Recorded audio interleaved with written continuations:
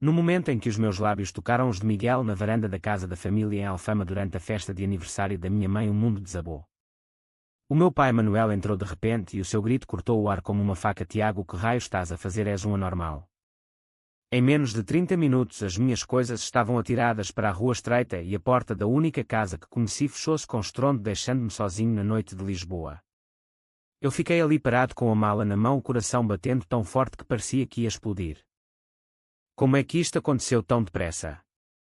Há momentos atrás estávamos todos a rir, a cantar parabéns à mãe, e agora isto. O meu irmão Luís tinha visto tudo da janela, o rosto pálido de choque. A mãe chorava lá dentro, eu ouvia os soluços. O pai não me deixou explicar nada. Sai da minha casa, não quero um filho como tu a envergonhar a família, gritou ele, a voz tremendo de raiva. Eu tentei falar, dizer que o Miguel não era um estranho, que era o homem que eu amava há 2 anos, que era real e bonito, mas ele não quis ouvir. Isto é pecado, Tiago, pecado, berrou e empurrou-me para fora. A irmã Sofia tentou intervir, mas o pai calou-a com um olhar. Eu desci as escadas antigas do prédio, antigos degraus rangendo como os meus pensamentos. O que é que eu ia fazer agora? A minha vida em Lisboa, o emprego no marketing, os amigos, tudo parecia distante. O telefone tocou, era o Miguel. Tiago, o que aconteceu? Eu ouvi gritos da rua. A voz dele era preocupada, amorosa. Eu contei tudo, as lágrimas caindo enquanto falava. Ele disse: vem para minha casa, vamos resolver isto juntos. Mas eu sabia que não era tão simples. A família era tudo para mim, ou era o que eu pensava até agora. Andei pelas ruas estreitas de Alfama, os turistas ainda por ali alheios ao meu drama. O ar cheirava a bacalhau e vinho, mas para mim era amargo. Eu sempre soube que a família era conservadora, católica, praticante, o pai com as suas ideias antigas sobre o que é ser homem. Mas nunca imaginei que o amor me custasse isto. Cheguei ao apartamento do Miguel em Bairro Alto. Depois de 1 hora a caminhar, ele abraçou-me forte, sem palavras. Passámos a noite a falar, a chorar, a questionar. Será que eu devia ter escondido para sempre? Não, eu não podia mais. Mas o preço era alto. No dia seguinte tentei ligar para a mãe. Ela atendeu, voz fraca. Tiago, teu pai está furioso, diz que não quer saber de ti. Eu não sei o que pensar, filho. Eu tentei explicar que o meu amor por Miguel era puro, que não era escolha, que eu era feliz assim. Mas ela disse: isto vai destruir a família, os vizinhos vão falar. A pressão social, o medo do que diriam. Eu senti o peso. Passei os dias seguintes no apartamento do Miguel tentando trabalhar de casa, mas o chefe ligou, tinha ouvido rumores. Tiago, precisamos falar. O irmão tinha contado a um primo, e o primo ao bairro. A traição veio rápida. O Luís, o meu próprio irmão, não suportou o segredo e espalhou. Eu confrontei por telefone. Porque, Luís, eu confiava em ti. Ele respondeu: eu não podia esconder isto do pai, é contra tudo o que nos ensinaram. A dor era profunda. Eu decidi ir à casa tentar falar com o pai, mas ele não abriu a porta. Vai embora, não tens lugar aqui, gritou de trás da porta. Eu fiquei ali, o coração partido. A mãe mandou uma mensagem: dá tempo, filho. Mas o tempo parecia contra mim. Os dias viraram semanas, eu perdia peso, dormia mal, os pensamentos giravam em torno do que perdi. O Miguel era o meu apoio, mas eu sentia culpa por o envolver. Talvez eu devesse ter ficado sozinho, pensei uma noite. Mas ele disse: não, o nosso amor é a coisa certa. A luta interna era constante. Eu questionava a minha decisão, o preço da honestidade. A sociedade em Lisboa era mais aberta, mas a minha família representava o velho Portugal. Eu lembrava-me das conversas de infância, o pai a dizer: homens a sério casam com mulheres, criam filhos fortes, à igreja aos domingos. Eu escondi-me durante anos, encontrei o Miguel num evento de trabalho, ele professor de história, eu no marketing, os olhares cruzaram-se e tudo mudou devagar, primeiro amizade, depois amor secreto, encontros em parques longe dos olhares.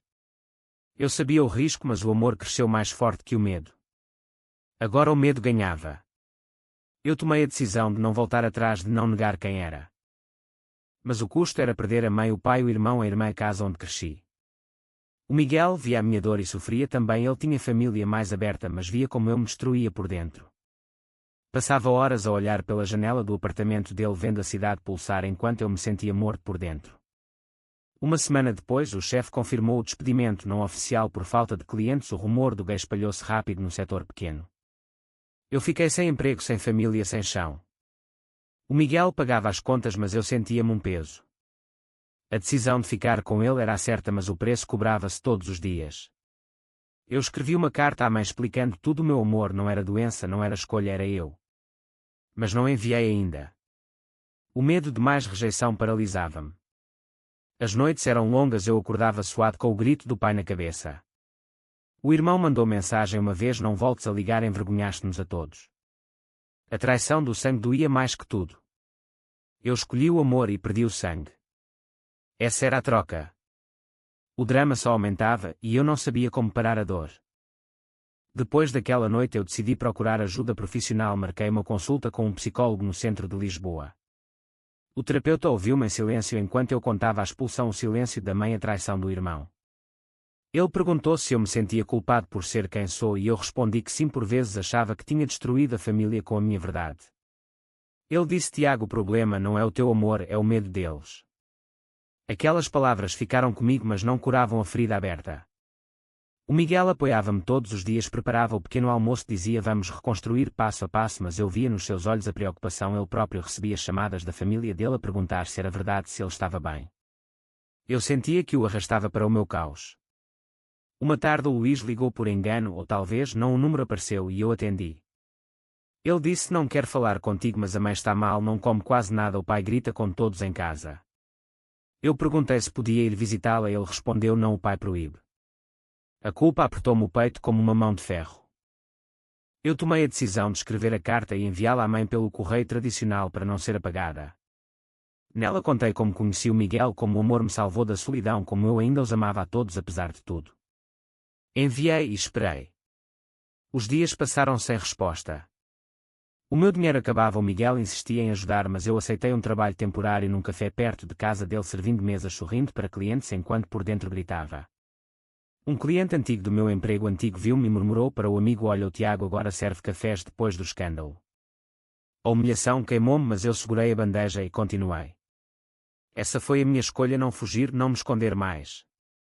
O psicólogo ajudava-me a ver que o preconceito era deles, não meu, mas as noites ainda eram de insónias. Eu imaginava o pai a rezar na igreja pedindo perdão pelos meus pecados. Uma noite o Miguel chegou tarde da escola, disse que um colega perguntou se ele sabia do Tiago, o gay expulso da família, e ele defendeu-me na sala dos professores, mas sentiu o olhar estranho depois. Eu abracei-o e pedi desculpa por o meter nisto. Ele respondeu: o amor não pede desculpa, Tiago, aguentamos juntos. Mas eu via o cansaço nele também.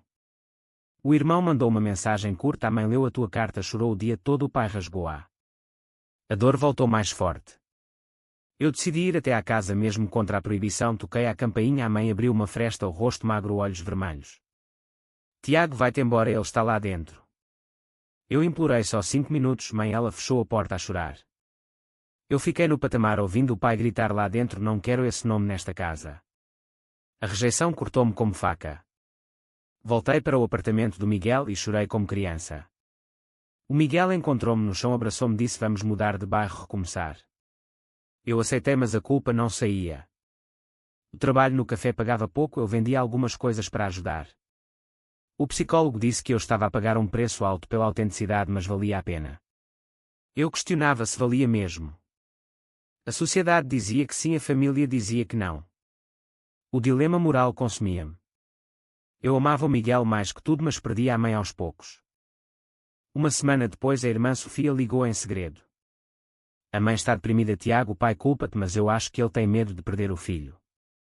Eu pedi para falar com ela, ela disse: ainda não, o pai vigia tudo. A esperança pequena acendeu-se, mas morreu rápido. Eu tomei a decisão de me concentrar no trabalho, no Miguel, em mim. Comecei a correr de manhã pelas ruas de Lisboa, o suor lavava um pouco a dor. O Miguel e eu falávamos de futuro, talvez mudar para o Porto, onde ninguém nos conhecia. Mas eu não queria fugir. Queria que a família visse que eu era o mesmo Tiago, só mais inteiro. O drama aumentava com cada silêncio deles. Eu sentia que o meu amor custava caro demais, mas não conseguia voltar atrás. A escolha estava feita, o preço pagava-se dia após dia. Os meses passaram e a ferida não cicatrizava. Eu consegui um emprego melhor numa agência pequena que não se importava com rumores, o dono era aberto e disse-me: Tiago, aqui valorizamos talento, não vida privada. Aquilo deu-me força, mas em casa a ausência da família pesava. O Miguel e eu discutimos uma noite. Ele disse talvez devesses tentar mais uma vez. Eu respondi já tentei e eles escolheram orgulho. A traição do irmão ainda ardia. Luís agora postava fotos de família no Facebook sem mim como se eu nunca tivesse existido. Eu bloqueei, mas a dor ficava. Uma tarde recebi chamada da Sofia em pânico. Tiago, a mãe desmaiou no supermercado, está no hospital. O pai não quer que eu te diga, mas eu acho que devias vir. Eu corri para o hospital, o coração na boca. No corredor vi o pai de costas curvado a falar com o médico. Eu aproximei-me, ele virou-se e o rosto endureceu. Não tens nada que fazer aqui, vai-te embora. Eu insisti, é a minha mãe, pai. Ele ergueu a voz baixinho para não fazer escândalo. Tu causaste isto com as tuas escolhas. A mãe acordou, viu-me e estendeu a mão fraca. Tiago, meu filho. O pai saiu do quarto batendo a porta. Eu sentei-me ao lado dela, contei-lhe que estava bem, que o Miguel me apoiava, que eu não mudaria. Ela chorou, disse eu amo-te, mas o teu pai é teimoso, a igreja diz que é errado, eu não sei o que pensar. Eu abracei-a e prometi voltar. Aquela visita foi um raio de luz, mas também mais dor. O pai esperou-me no parque de estacionamento e disse: se voltares aqui eu chamo a segurança. A rejeição pública humilhou-me. Eu voltei para casa e confrontei o Miguel porque ele hesitou uma vez quando a família dele pressionou. Ele admitiu: tive medo. Tiago, a sociedade ainda julga. Aquilo foi traição pequena, mas doeu. Eu questionei se o nosso amor aguentava tudo. O dilema moral voltava: será que eu devia sacrificar o Miguel para ter paz com a família ou sacrificar a família pelo amor? Escolhi o amor, mas o custo era a solidão emocional. O psicólogo ajudou-me a ver que o preconceito social em Portugal, embora a lei permita casamento gay, ainda vive nas mentes velhas. Eu decidi escrever uma carta aberta ao pai explicando que o meu amor não destruía nada, só pedia aceitação. Não enviei. Em vez disso, foquei-me em mim. Comecei voluntariado num centro LGBT ajudando jovens que passavam pelo mesmo. Uma noite um rapaz de 19 anos contou a história igual à minha e eu vi-me nele. Aquilo acordou-me, eu não estava sozinho, o meu sofrimento servia para ajudar. O Miguel viu a mudança em mim e disse: estou orgulhoso. Nós reforçámos o laço, planeámos uma viagem curta a Sintra para respirar. Lá no palácio, no meio das árvores, eu senti paz pela primeira vez em meses. Mas ao voltar, a realidade bateu. A mãe ligou, disse: o pai teve um aviso de coração. O médico disse stress. Eu perguntei se podia visitar, ela disse ainda não. O drama subia de tom. Eu sentia que o meu silêncio custava à saúde deles, mas o meu aparecimento também. A escolha certa parecia não existir. O irmão mandou mensagem anónima para o meu e-mail para destruir a família. A traição continuava. Eu respondi com silêncio. O meu despertar começava. Eu aceitava que o preço do amor verdadeiro era alto, mas valia. O Miguel e eu abraçámo-nos nessa noite e eu senti que apesar de tudo estávamos certos. A tensão aumentava, a família rachava e eu reconstruía-me aos poucos. A vida começou a ganhar forma nova. O emprego estabilizou, eu ganhei um projeto grande e o chefe elogiou-me em frente a toda a equipa. Pela primeira vez em meses senti orgulho sem culpa. O Miguel terminou o ano letivo com excelentes avaliações e os alunos adoravam-no. Ninguém ligava ao facto de ele viver com outro homem. Nós decidimos alugar um apartamento maior em Campo de Ourique, longe das memórias de Alfama. A mudança foi simbólica, recomeço. Mas a família ainda pesava. A mãe ligava escondida uma vez por semana, contava que o pai não falava de mim, mas ela via olhar fotos antigas. Eu dizia-lhe que a amava, que estava bem. Uma tarde a Sofia apareceu no meu novo trabalho com olhos inchados. Tiago, o pai teve um pequeno infarto ontem, está no hospital, não quero que saibas, mas eu não aguento mais. Eu fui correndo. No quarto do hospital o pai dormia ligado a máquinas, o rosto pálido. A mãe segurava-lhe a mão, chorava baixinho. Quando me viu abraçou-me forte. Ele perguntou por ti várias vezes, mas nega. Eu sentei-me ao lado, esperei. Quando acordou viu-me e os olhos encheram-se de lágrimas, mas a voz saiu dura. Sai daqui, não te quero ver. A mãe implorou: Manuel, por favor. Ele virou o rosto. Eu saí do quarto com o coração em pedaços, mas decidi não desistir. Escrevi uma nota e deixei na mesa de cabeceira: pai, eu perdoo-te mesmo que tu não perdoes a mim. Voltei para casa e o Miguel ouviu tudo em silêncio. Depois disse: talvez o susto o faça pensar. Os dias seguintes foram de espera. O irmão Luís ligou pela primeira vez em meses, a voz quebrada. Tiago, o pai leu a tua nota, chorou à noite, mas diz que é fraqueza. Eu respondi: diz-lhe que o amor não é fraqueza. A conversa curta abriu uma fresta. Eu tomei a decisão de não forçar mais, de viver a minha vida e deixar a porta aberta. O Miguel e eu fomos passear ao Tejo ao pôr do sol. Ele segurou-me a mão e disse: independentemente do que aconteça, tu és a minha família agora. Eu senti o calor do amor verdadeiro a curar parte das feridas. O voluntariado continuou. Eu ajudei 2 rapazes a contarem às famílias e vi o mesmo medo nos olhos deles, mas também a força. Aquilo deu-me propósito. O pai saiu do hospital. A mãe contou que ele perguntou se eu estava bem, mas não admitiu. O progresso era lento, mas existia. Eu despertei para o facto de que a minha felicidade não dependia da aprovação deles, mas do meu próprio valor. O Miguel e eu planeámos férias pequenas a Cascais. Caminhámos na praia de mãos dadas, sem medo. Pela primeira vez ri-me livre. Mas a tensão não acabara. O irmão ainda hesitava, a mãe ainda dividida. Eu escolhi perdoar de longe e seguir em frente. O drama transformava-se em lição. O preço pago valia a paz interior. 3 meses depois do infarto, o pai marcou uma reunião familiar em casa. A mãe ligou-me com voz trêmula: vem Tiago, ele quer falar. Eu fui com o Miguel ao meu lado para apoio. A porta abriu-se, a mãe abraçou-me, o irmão estava lá, olhos baixos, a irmã sorridente. O pai sentou-se na cadeira da sala, o rosto marcado pelo susto. Ele olhou-me longo tempo depois, disse: Tiago, eu errei. As palavras caíram como chuva depois de seca. Eu pensei que o teu amor era uma fase, um erro que destruiria a família, mas vi-te sobreviver, vi a mãe sofrer, vi o meu próprio coração falhar. Eu tinha medo do que os outros diriam, medo de perder o respeito, medo do pecado que me ensinaram. Mas o pecado foi meu preconceito cego. Perdoa-me, filho. As lágrimas caíram dos olhos dele, a mãe soluçou, a irmã chorou, o irmão murmurou: eu também errei. Eu fiquei parado, o peito apertado, depois abracei-o. O pai chorou nos meus braços pela primeira vez na vida. A sala encheu-se de soluços de perdão tardio. Eu disse: eu perdoo, pai, mas não esqueço o preço que paguei. Ele acenou com a cabeça, entendeu. O Miguel entrou e o pai estendeu a mão devagar: bem-vindo à família. O momento foi pesado de emoção, todos engasgados com as palavras não ditas durante meses. Nós ficámos a conversar até tarde. O pai perguntou sobre o Miguel, sobre o nosso trabalho, sobre planos. A mãe preparou o jantar como antigamente.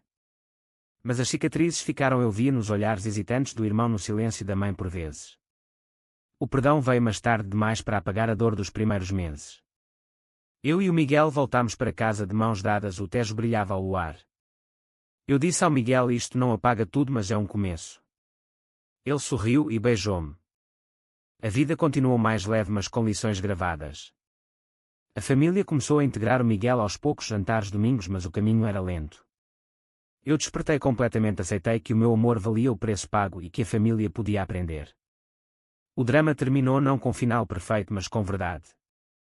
Será que o perdão pode realmente apagar as cicatrizes deixadas pelo preconceito familiar, ou algumas feridas mudam-nos para sempre?